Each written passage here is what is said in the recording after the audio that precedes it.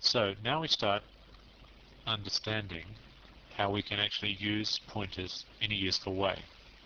Recall that I said there were three things that pointers were good for. And the first is to do with function parameters. So let's look at that. Recall that I said one of the main reasons pointers were invented was to allow programmers to design functions that could modify their parameters. Recall the double-it example. The little double-it function doubled the parameter that was passed into it, but out in the main, after you call double-it, if you do a printf of that value, it was not doubled. In other words, the double-it function did not actually double its parameter at all. Well, it doubled its parameter, but as soon as the double-it function disappeared, the copy of the parameter disappeared with it. The original, out in main, was never doubled at all in the first place. So how do pointers help us with that? Okay, and here's how. A function cannot modify a parameter. It can't ever modify a parameter. Well, it can, but only if the parameter is an array, like a string or something. So, except for arrays. We won't talk about arrays. In fact, arrays have got something to do with pointers, which we'll see later anyway. The bottom line is, I guess that you could call it a golden rule. A function simply can't modify a parameter. It can't ever modify a parameter. And that using pointers doesn't change that. If you pass in a pointer, it can't change the pointer. But if the parameter is a pointer, the function can modify the thing that the pointer points to by simply using the asterisk operator. Remember that? The asterisk operator, the thing that the pointer points to, you can change that. You can't change the pointer, but you can change that. So, instead of passing in an integer, using the integer as an example, instead of passing in an integer, you pass in the address of the integer. The function receives its parameter as the address of an integer, or in other words, a pointer to an integer, and then that function can then change the original integer by simply saying whatever this pointer points to. I'm going to show you an example of that, a proper worked example, so if that sounds confusing, don't worry. So just recall that I said that instead of passing in the integer, you pass in the address of the integer. Now hopefully that will make it clear why scanf requires us to put an ampersand on the front of all parameters. Well, all parameters that aren't strings anyway. Why? Well, because remember, if we want scanf to actually change the parameter. If we're saying to scanf, please read us in a number, let's say an integer, we're doing a %d, a scanf of %d, then one of the parameters to scanf, the second parameter in fact, is the actual integer that we wanted to fill in for us. We pass it in an integer and we say fill in this integer. But also I recall that I said a function can't modify a parameter. So scanf cannot modify that integer. It simply can't. It can read a number in from the keyboard, but it cannot put that number into the parameter that we passed it.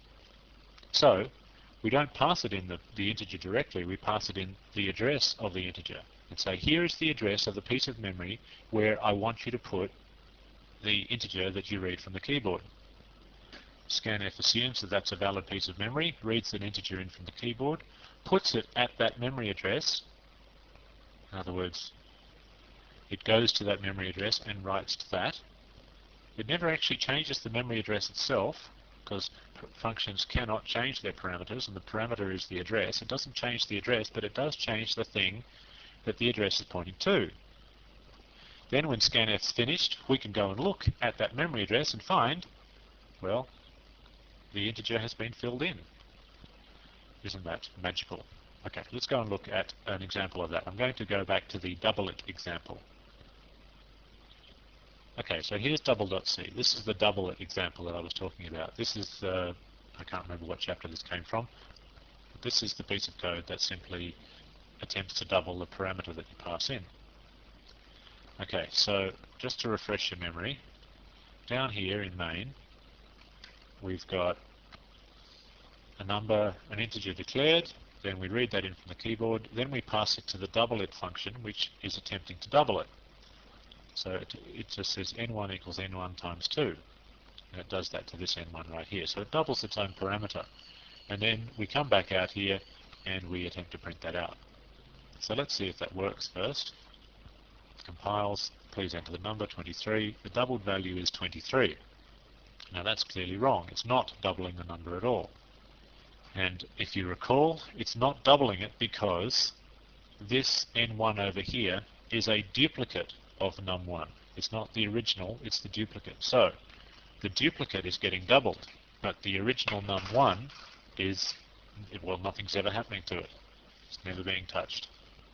So I'm now going to modify this program such that we can enable doublet to do the work that we want it to do. We're actually going to get doublet to modify the parameter that gets passed in. Well, obviously we're not going to get it to modify the actual parameter because functions can never modify their parameters, but if we pass in a pointer, we can get doublet to modify the thing that the pointer points to. Okay, so here's how it's going to work. Instead of passing in the number, the integer itself, we're going to pass in the address of the integer. Okay, so that's the first step. Now, that means that as it stands, the program will not compile because here we're passing it the address of an integer, whereas here we are simply receiving it as an integer. Now we don't want to receive it as an integer, we want to receive the address of an integer. In other words, we want to receive a pointer to an integer. So we now declare that n1 is a pointer. It's a pointer to an integer, or put another way, it is the address of an integer, which is good because we're passing it the address of an integer. Okay, so now this line of code here clearly needs some modification because what we're trying to do is we're trying to say n1 equals n1 times 2. At the moment that's not correct because n1 is a pointer, in other words it's an address. So if I was to say n1 times 2, I'm actually doubling an address. Now that's obviously ludicrous and totally meaningless. What could it possibly mean to double an address? In actual fact, I don't want to double the address. I want to double the thing that the address points to. In other words, I want to double the value that the pointer points to. So in other words, I want to do this. I want to do star n1, in other words, the thing that n1 points to, multiply that by 2, and put that back in star n1. You see what I'm doing here? If you're not sure exactly what's going on here, then just recall back, go and have a look at the notes again, maybe rewind the discussion on understanding basic pointers. What I'm doing here is I'm saying the thing that pointer, well, maybe it would help if I actually renamed this PTR.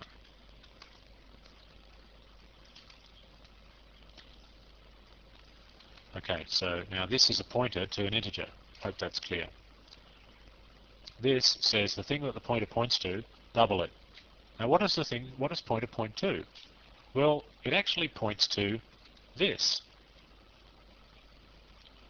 Because what's going on here is when you call this function and you pass it this value, there's a little implicit assignment statement happening. Somewhere in the middle, it's never actually typed anywhere, but something that's happening in the middle of all this is ptr equals the address of num1. The num1 is obviously this num1 down here, and the ptr is this ptr up here. So when you call the function, you're actually assigning that value to that variable. Does that make sense? So when we come to this line, we say the thing that the pointer points to, which is num1, multiply that by 2. So the original here, this num1, is getting multiplied by 2. And then we put whatever result we come up with, we put that back into star PTR. In other words, we put it back into num1. So what's actually happening is that this is happening. That's what's really going on behind the scenes. Okay, I'll just remove those extra lines of code because we don't need them. It's really vital that you understand this. This is done just everywhere in C. Doublet receives as its only parameter the address of an integer. And then it goes to that address, finds out what's in there, multiplies that by 2 and puts it back at that address. That's all doublet does. And we are going to pass it the address of the integer that we're involved with, this one. So let's see if that in fact does what we need it to do and doubles the value of the integer. Compile. no errors, and run. Enter the number 23. The double value is 46. Okay, so that is working. So we now have effectively a function that can modify its parameter. It's not exactly modifying its parameter. It's modifying, well, it can't modify the parameter directly because the parameter directly is an address. You can't modify the address, but you can modify the thing that the address is pointing to here. Okay. So that's what I meant when I said functions can now modify their parameters. If you want a function, this is the golden rule. You can remember this if you like. If you ever want a function to modify its parameter, then you can't pass in that parameter, pass in the address of that parameter,